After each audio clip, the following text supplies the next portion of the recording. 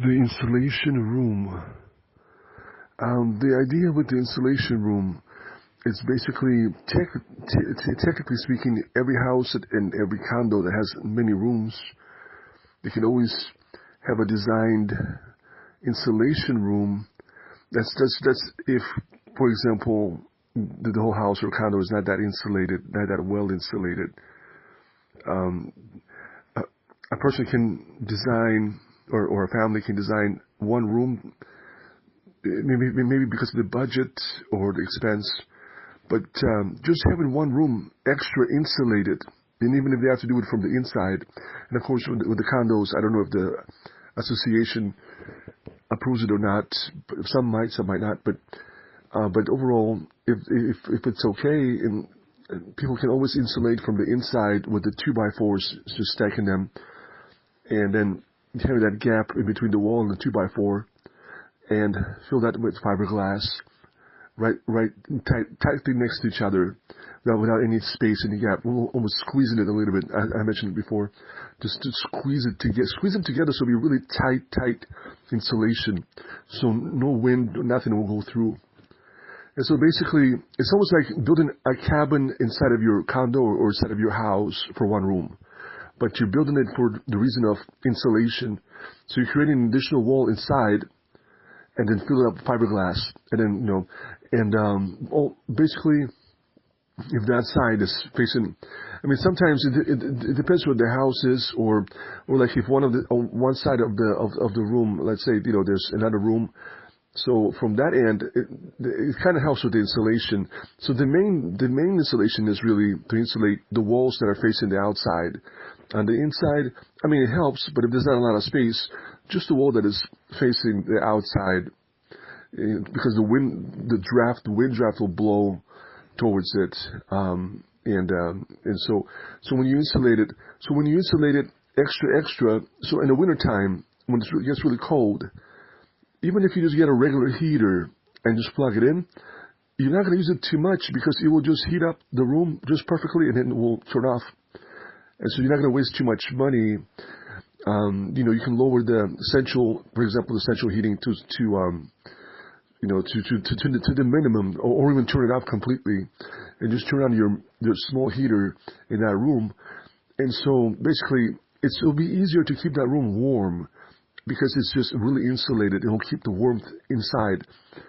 And of course, the window design, and I'm kind of covered it a little bit again, in the sense of if there's a possibility of having the windows redesigned, or it's the best idea, and that's really even for a tiny house. If you're building a tiny house, if you're building an insulated tiny house, especially insulated tiny house, or the tiny house loft, to have the windows really placed really high above.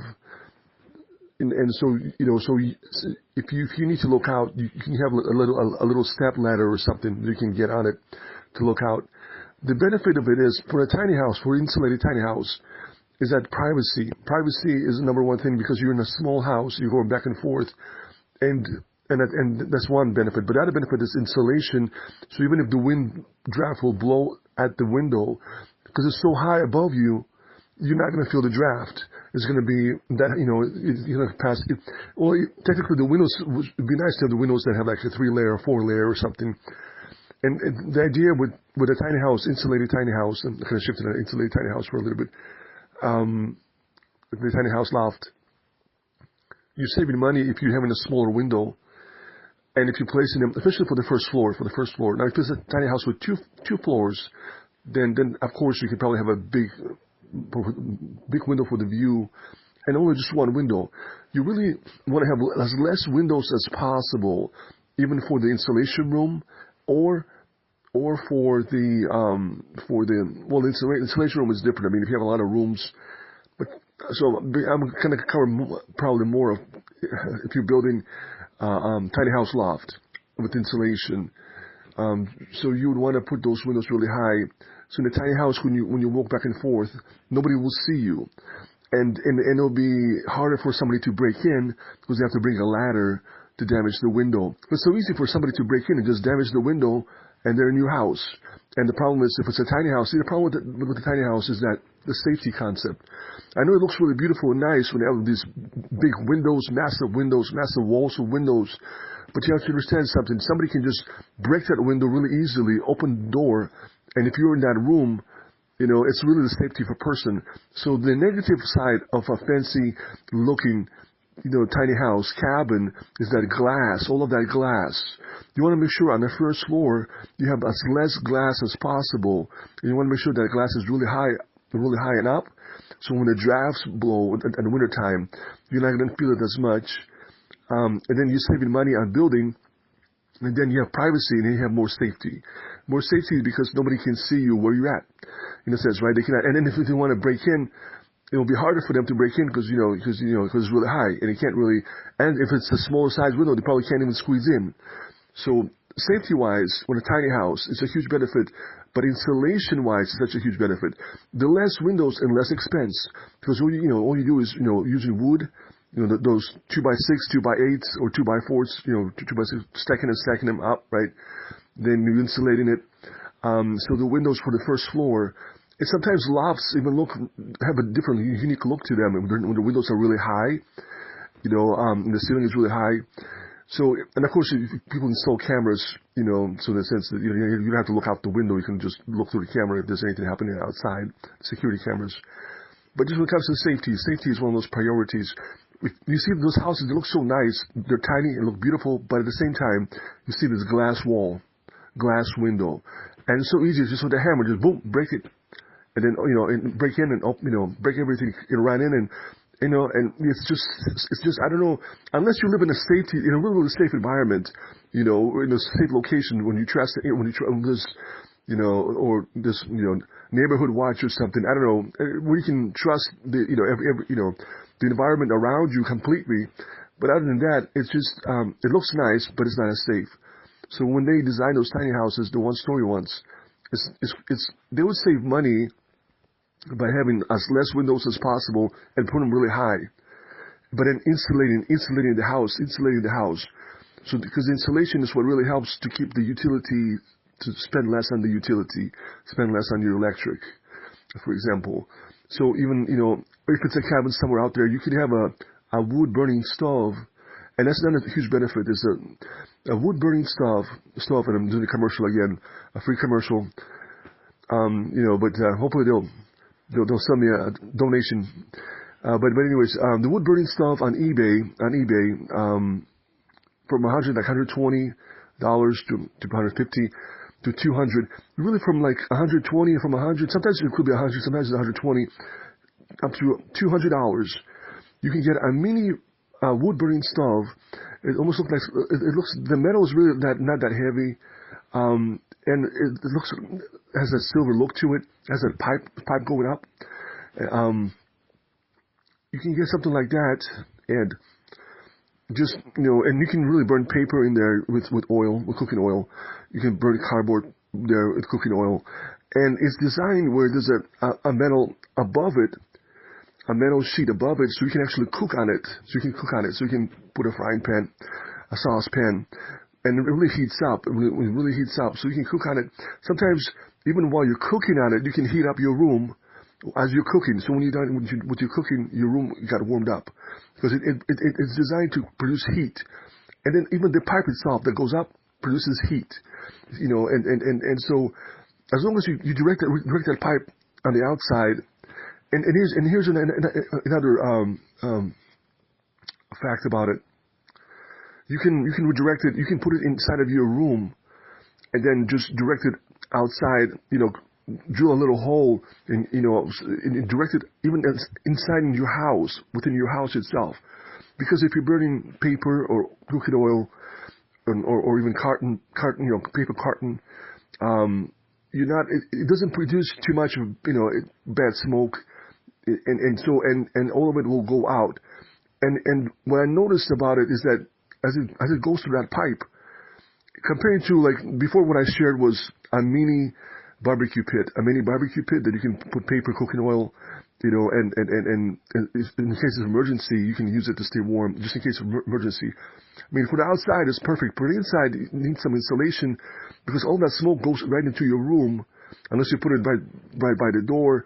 And this still needs to be kind of redesigned to have some kind of a vent. With the vent, it'll be perfect so you can redirect the smoke away from the room that you're in.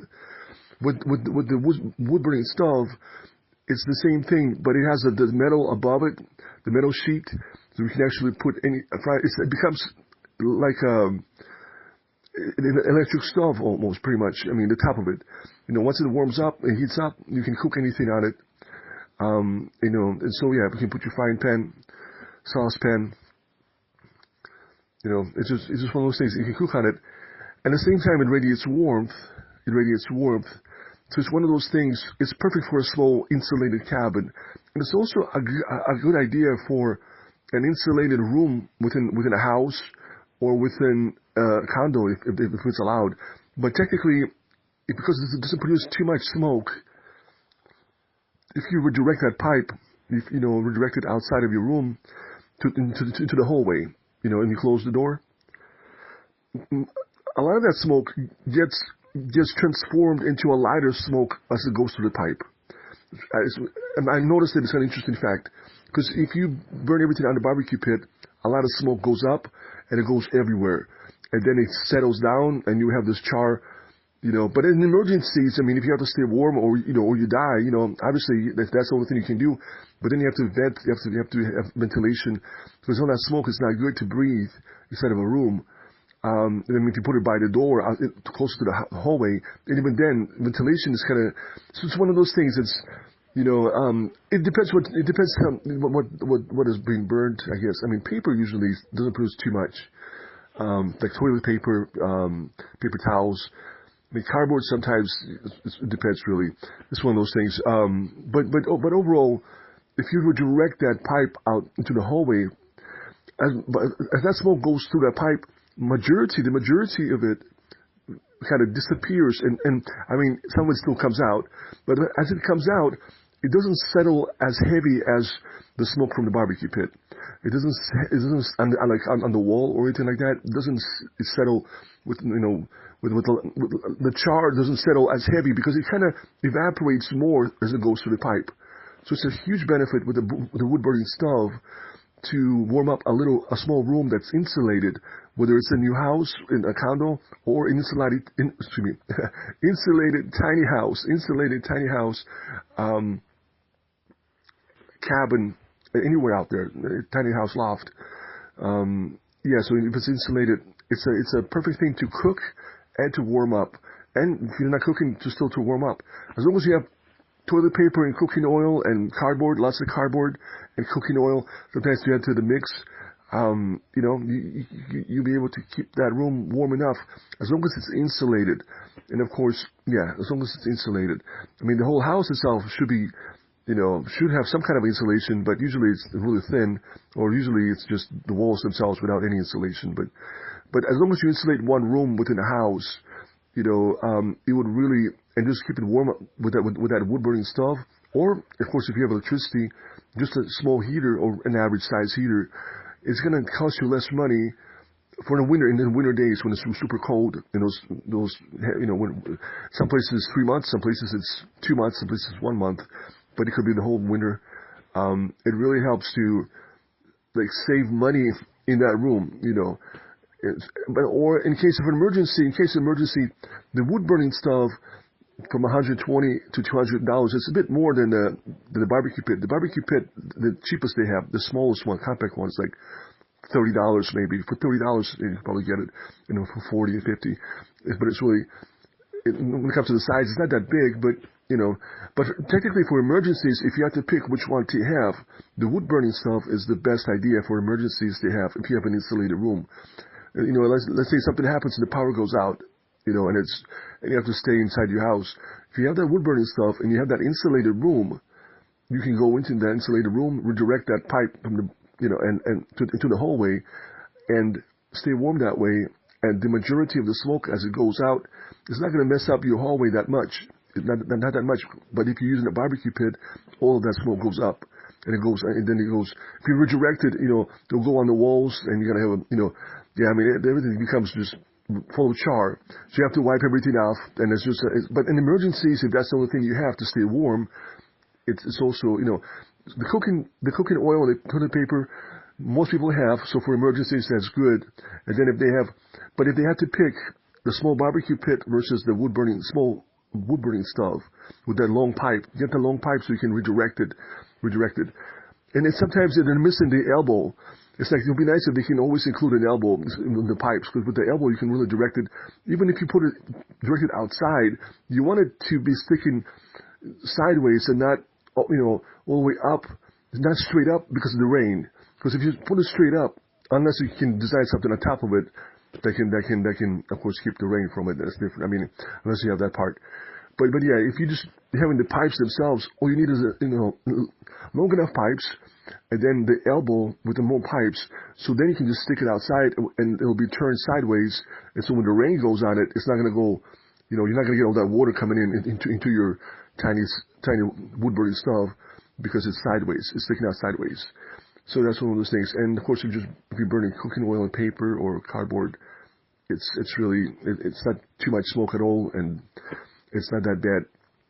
You have to be careful with the wood. If you burn wood, you can get smoke. That could.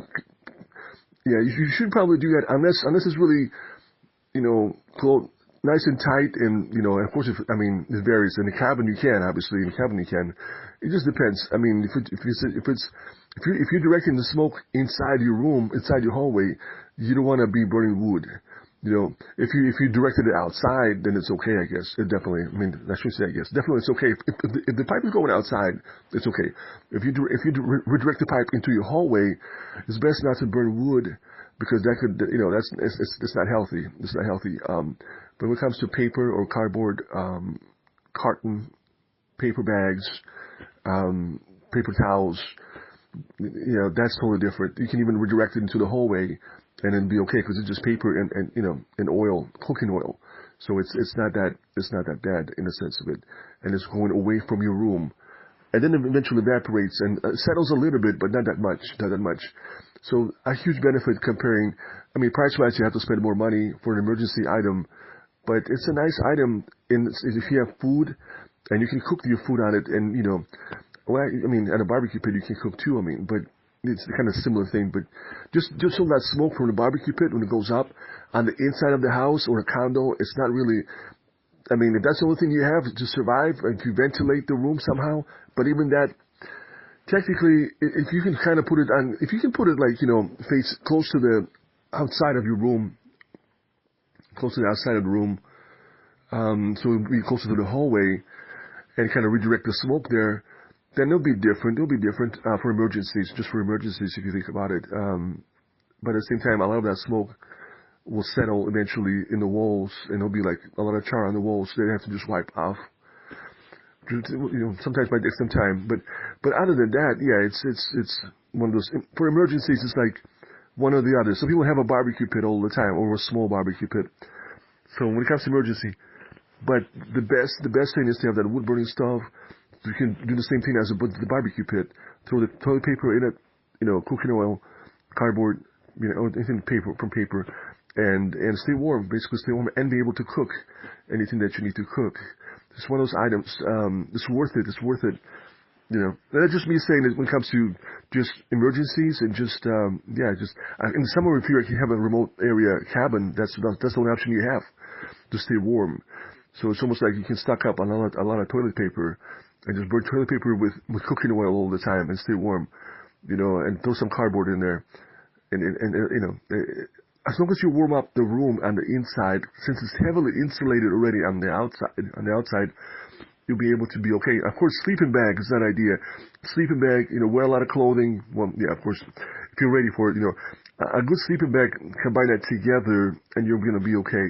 You can warm up the room, and you sleep in the sleeping bag, and so that's a huge benefit too. So for anyone out there, in the circumstances, the wood burning stuff really is worth it if they have the money for it. From 120 to 200, or it's worth it. Even those small ones, for a small room, it's a plus. It's a plus. A bit bigger for some rooms probably would be better, but it comes to size. But even the small one is nice. Yeah, definitely. So going back to the installation room concept, which is basically, I kind of covered it quite a bit. But yeah, so on the inside you can build another wall, and for that particular room, it will look like a cabin. If you just leave, if you just excuse me, if you just leave the wood as it is, then it's like a cabin. Of course, you can always, add mortar to it and tile, or you can just add drywall to it, and it'll become, or drywall. You can have bring the whole piece of drywall, or add the joint compound, which is like drywall. If you just have to evenly apply it as much as possible. Sometimes there's not a benefit of applying as much as you can and then getting an expert to come in and just even it out for you. Just so they'll pay him for an hour. It'll take him an hour, and that's the thing. If it's only an hour, even if they charge you $30 or $40 or $20 or whatever it is, for coming in and doing it, it's still worth it because it's not that much money. I mean, yeah, I'm not sure how much they charge, but usually they charge a reasonable rate per hour. It's for somebody that is really good at even in the joint compound. Sometimes you can, just as a family, apply all over the walls, even it as much as you can, and then get an expert for an hour to just even though out and pay him, $20, $30 or something, or 40, whatever it is that they charge for it. But so you can have it, so then it'll just look the same as the room itself that was before, and then just paint it with regular paint, and everything's done, and you have an insulated room. So it's not too expensive. You got fiberglass, the 2x4s. Just create these walls, and then of course with the mortar, if you want a tile, I mean mortar will seal it better than joint compound. Mortar will create an ice, but it's harder to apply a little bit versus joint compound. But it'll stick. It'll stick. If people put an effort to it, it'll make it happen. It does stick to it. It's just not as easy as joint compound. But okay, so that's basically covered. So any room in a condo or in a house can be done that way from the inside, and they can use the drill to drill the holes in the pieces of wood, and then drill the screws into those holes and secure it so that it's not that noisy. And it's done from the inside. So it's really easy. Anybody can do it, really, technically speaking. A lot of people can do it. A lot of people, children can do it, probably. As long as they can hold the drill and, apply a little pressure and just drill the holes in. And then it's so easy to drill the screws in. And it's from the inside. You don't have to worry about even nails, technically speaking, because it's just an additional wall for insulation. So it's not that expensive, and it really helps to insulate that one room and to stay in that room for those winter cold days.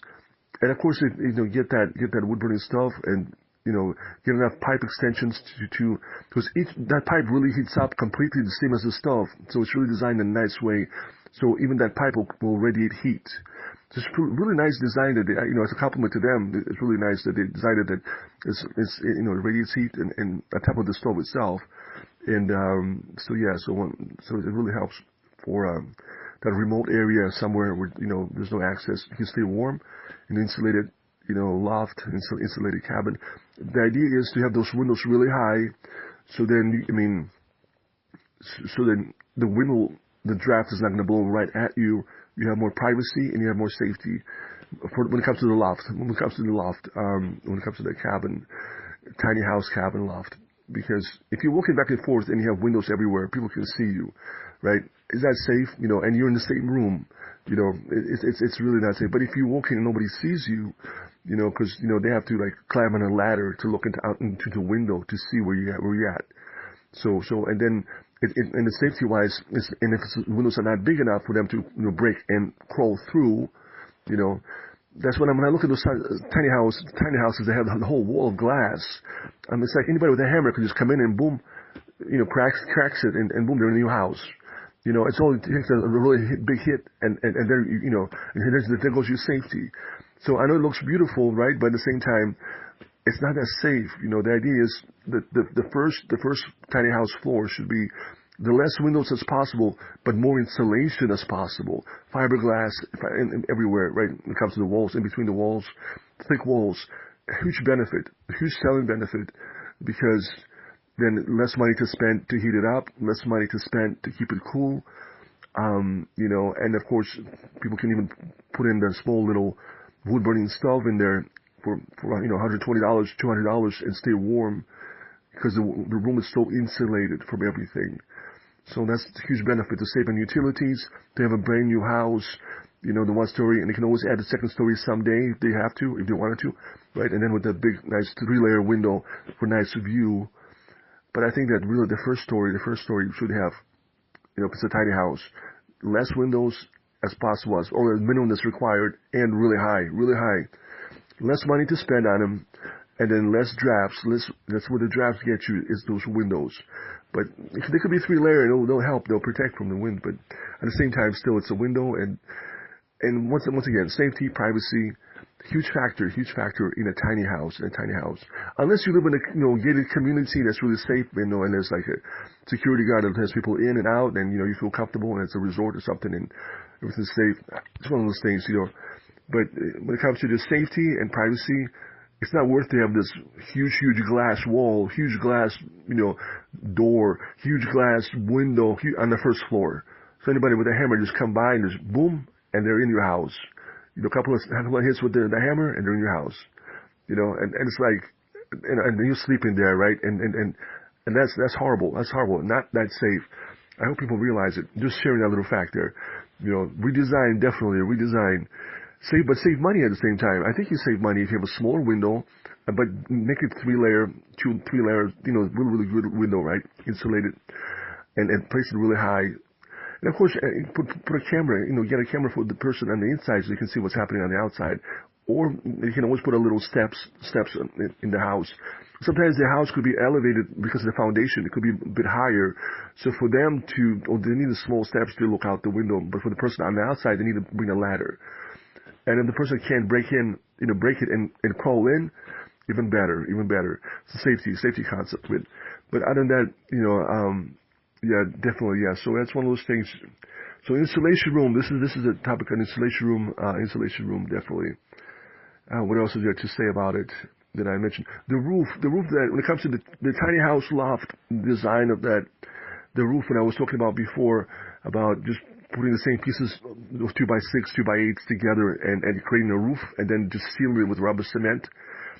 The one thing I didn't mention specifically, but maybe it's better to actually even apply regular cement over the pieces of wood, a nice even layer, let it seal up, and after that apply rubber cement.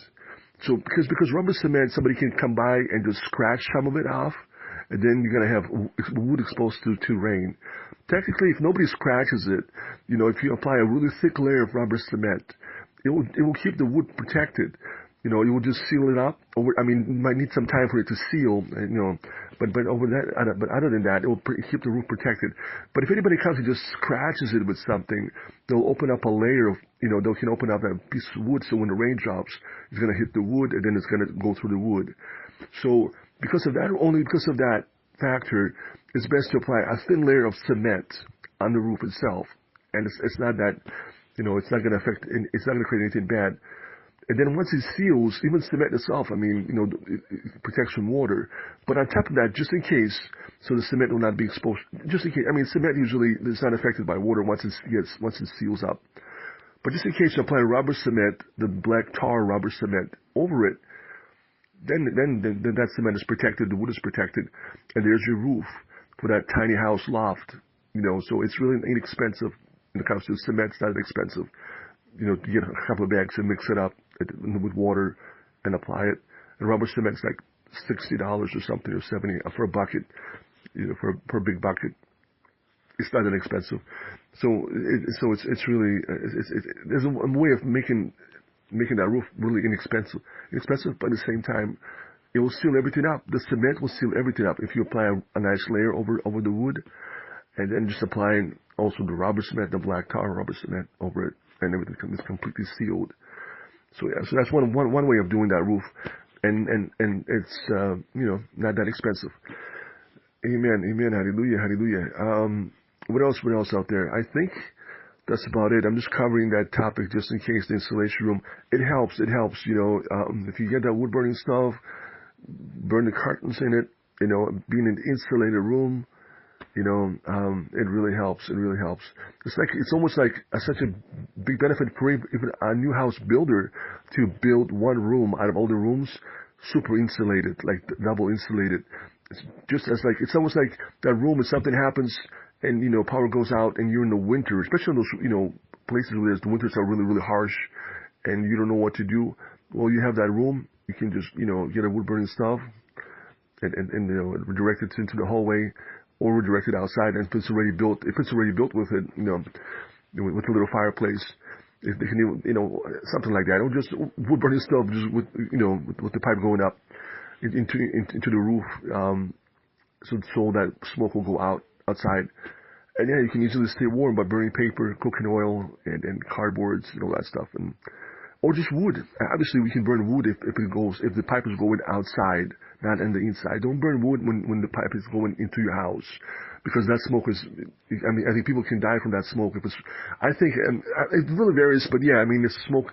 If there's too much wood burning smoke, it's not good. It's not healthy.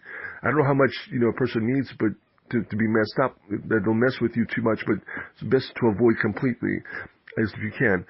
Now, if the pipe is going outside, you're okay. So always remember, don't burn wood inside of your house. Inside. What I mean is, don't redirect the pipe inside your hallway, unless it's. I won't do it. I would just burn anything else. But if you can redirect it outside, you're okay. The smoke from the wood is not healthy for the person. And I don't know how much smoke can mess with the person, but it's just. Even not too much of it can mess with a person, from wood. So it's best not to burn wood, unless the pipe is going outside, all that going outside, then it's okay. But on the inside, if you're burning paper, cardboard, once again, repeating that's the paper bags, anything from paper, anything like that, it's okay. If you redirect it into the hallway, it's okay. Because the problem is, if you burn a lot of wood, and you direct it into the hallway, and then you go into the hallway, and then you start breathing all that smoke, it could affect your lungs, from the wood, the smoke from the wood. That's why being on the safe side is best to, even though you were directing it into the hallway, just to burn paper, because paper is okay in the cardboard. It's not too much smoke anyways comes from it, and by the time it goes to the pipe, it's not too much comes out of it. Anyways, but so just to be on the safe side is what's one of those things. Okay, what else? I think that's about it. So this is the installation room. Yeah, it's a wonderful idea, I think, for a builder to build a small, one of those installation rooms that comes with the house. And it just, if something happens, it's an emergency room. It's super insulated. And for anyone else that have the resources, it's not that expensive to just build the inside walls. If they have enough space in the room, they can build the inside wall all around if they wanted to. But sometimes, if there's a gap, if the room is located where there's another room on one side, and that's really your insulation, because if you close your room off, that one side is insulated because you have all this space, and the other room is right on that side, blocking the wind. So then you only have the sides that are facing the outside, that are towards the wind, that wind chill. So in a sense, so even if you just insulate the walls that are facing the wind, even that's going to help quite a bit if you're doing that fiberglass insulation, and then that 2x4 on the inside, sticking them up. Amen. Well, glory be to God always. This is Mark V. Markov saying, God bless everyone.